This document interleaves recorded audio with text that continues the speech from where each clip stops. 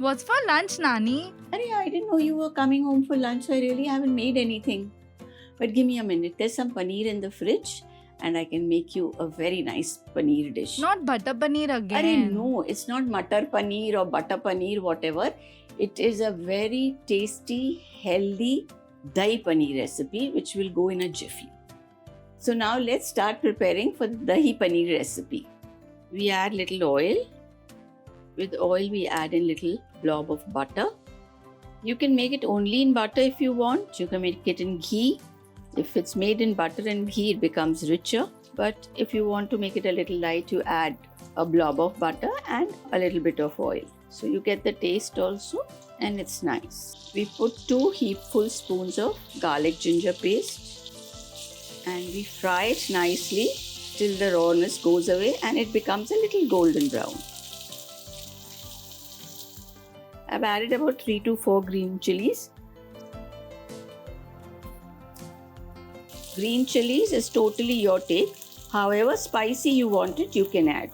You can see the ginger garlic paste, it has turned to a nice brown color. It's not dark brown, it's a good brown.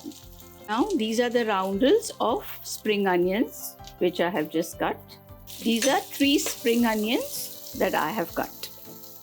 We don't have to overcook the spring onions, they just have to be a little translucent. Just take about 1.5 teaspoon of besan.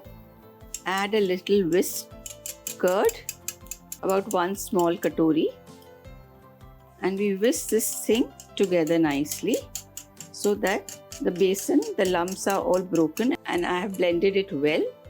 And now I will just add it to the pan. Mixing it on slow flame because we've added the gram flour, the besan, so that it cooks well. And we add gram flour so that the curd doesn't split. Even if you do it without the gram flour, it will split a little, but that's okay, that's not a problem. You can see the curd, it's nice and thick. It hasn't split, that is because of the besan. I'll just add a little water. A teaspoon of salt. Here I'm adding 1 teaspoon of black pepper, mixed well. Add in a little bit of coriander. We will be adding more later, but at the moment just for the flavor of the gravy. So we've taken a little bit of chunk of paneer and we have just crumbled into the paneer. And we mix it nicely. Now I will just cut paneer pieces which will be in big chunks. Now I just stir it gently, keeping the gas flame low. We add 2 heaped tablespoons of cream. With this we get the richness of the Dahi Paneer. Stir it well. So all the green chilli and the pepper that we have used, it gets balanced with this cream. You can even put cashew paste, but then with cashew paste it becomes really more heavy. So actually not required. The sprigs of spring onions are great cleaners. I have some Kasuri Methi,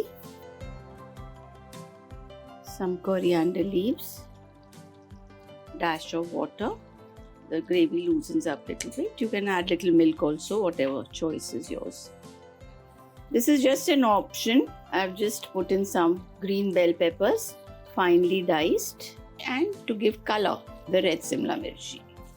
So there we are. Our Dahi Paneer is ready. You can call it Dahi Paneer, you can call it Makhmali Paneer because it is really delicious.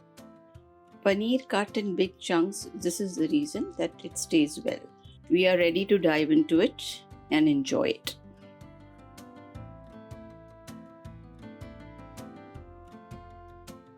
Wow, it looks so delicious. So here's your Dahi Paneer, which is nice, really creamy and rich.